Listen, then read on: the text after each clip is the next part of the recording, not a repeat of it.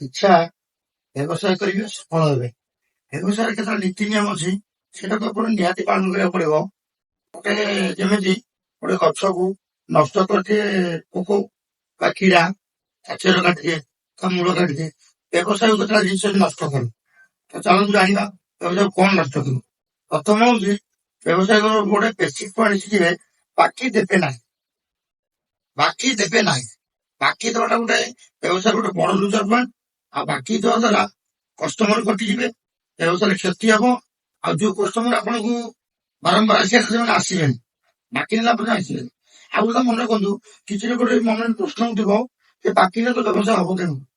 ଦେଖନ୍ତୁ ଗୋଟେ ଆପଣ ଜାଣନ୍ତୁ ଯେ ବାକି ଦବା ଲୋକକୁ ହିଁ ବାକି ଦଉଥିବା ଦୋକାନୀ କି ଲୋକ ବାକି ମାଗନ୍ତି, ସମସ୍ତଙ୍କୁ ବାକି ମଗା ଯାଇନି। ଯୋଉ ଲୋକ ବାକି ଦିଏ ଗ୍ରାହକ ସେଇଠି ବାକି ମାଗନ୍ତି।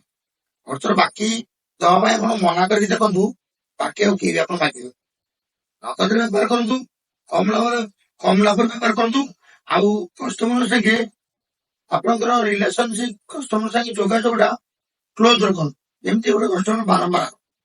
ଆଉ ମନ ଭିତରେ ଗୋଟେ ରଖନ୍ତୁ, ଆଣିବେ ବିକିବେ, ଯେତେ ଜଲ୍ଦି ଆଣିବେ ଯେତେ ଜଲ୍ଦି ବିକିବେ ଆପଣ ପଇସାଟା ସେ ଅନୁସାରେ ରେସିଓ ମେଣ୍ଟେନ କରି ଚାଲିବ। ଲାଭ କମ ହେଲେ ବି ଆପଣଙ୍କ ଗ୍ରସ୍ ରେସିଓଟା ବଢିଯିବ।